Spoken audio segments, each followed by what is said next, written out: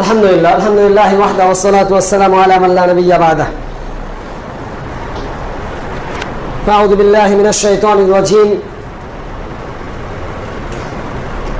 বিসমিল্লাহির রাহমানির রাহিম।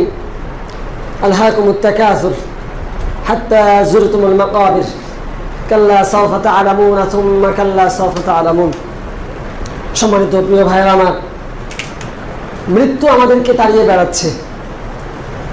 কখন চলে আসবে মৃত্যুর সেই পেয়ালা, কখন আমরা পান করব আমরা কেউ জানি না।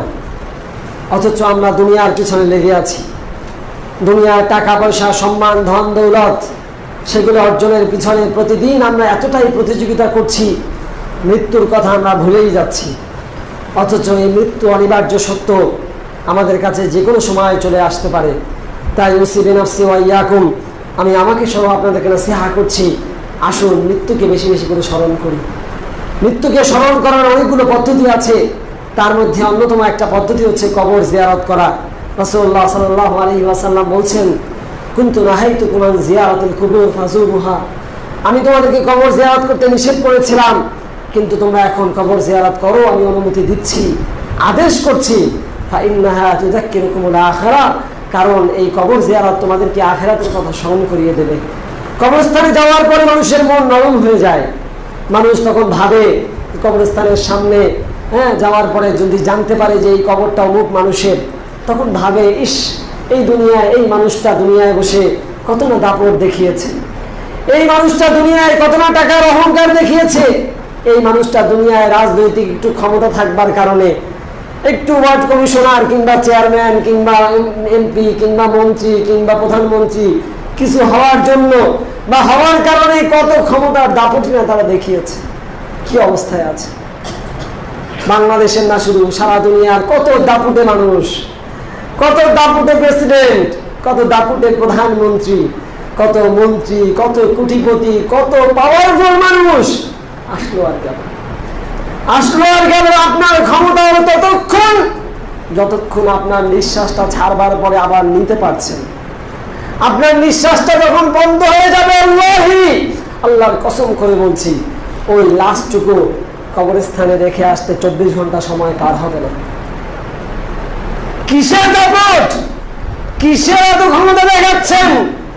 আরেকজনকে অন্যায়ভাবে ধমক দেওয়ার আগে, একজনের গায়ে হাত তোলার আগে, আরেকজনের জমি দখল করার আগে, আরেকজনের ক্ষতি করার আগে আপনার একটা মুহূর্তের জন্য ভাবা দরকার যে পাই টু পাই হিসাব আপনাকে মরার পরে দিতে হবে। দুনিয়ায় সামান্য একটু ক্ষমতা পেয়েছেন, 2টা টাকা দিয়েছে আল্লাহ তাআলা আপনাকে, আপনার অহংকারের চোটে পা মাটিতে পড়ে না। কিসের এত অহংকার মানুষের? কিসের এত অহংকার? কিসের এত অহংকার? আপনার দোষগুলো যদি কথা বলতে পারত, আপনার কয়েক কিলোমিটার এরিয়ার মধ্যে মানুষ আসতো না। আপনার পাপগুলো থেকে যদি গন্ধ বেরোতো, তাহলে পরে কয়েক কিলোমিটার দূরের কথা আপনার আশেপাশে 10, 15, 20 বর্গ কিলোমিটার এলাকায় মানুষ থাকতে পারত না। আপনার দোষগুলো আল্লাহ তাআলা গোপন করে রেখেছেন। আপনার পাপগুলো থেকে গন্ধ বের হয় না, ডাস্টবিন থেকে দুর্গন্ধ বের হয়, ওটা ন্যাচারাল। কিন্তু আপনার আমার পাপগুলো, অন্যায়গুলো থেকে দুর্গন্ধ বের হয় না।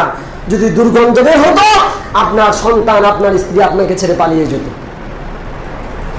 সম্মানিত উপস্থিতি, তাই আপনাদেরকে নসিহত করছি, উসিবি নাফসি ওয়া ইয়াকুম, আমি আমাকে সহ আপনাদেরকে নসিহত করছি, আসুন আল্লাহর দিকে ফিরে যাই, 5 ওয়াক্ত সালাত আদায় করি, নিজের গুনার জন্য আল্লাহর কাছে কান্নাকাটি করি, তাওবা করি, ইস্তিগফার করি, আল্লাহর কাছে মাফ চাই, মাফ চেয়ে আল্লাহর কাছে ফিরে যাই যে আল্লাহ মাফ করে দাও, জীবনে অনেক খারাপ কাজ করছি, আর করতে চাই না। বাকি কয়েকটা দিন, যে কয়েকদিন হায়াতে তাইয়্যিবা দাও, তোমার রাস্তায় কাটিয়ে দিতে চাই। এভাবে আল্লাহর কাছে চান, ইনশাআল্লাহ আল্লাহ সুবহানাহু ওয়া তাআলা আমাদেরকে তৌফিক দান করবেন, আমিন। সম্মানিত উপস্থিতি, আমাদের মধ্যে অনেকেই অসুস্থ রয়েছেন, আল্লাহ সুবহানাহু ওয়া তাআলা সবাইকে পরিপূর্ণ শিফা দান করুন, আমিন।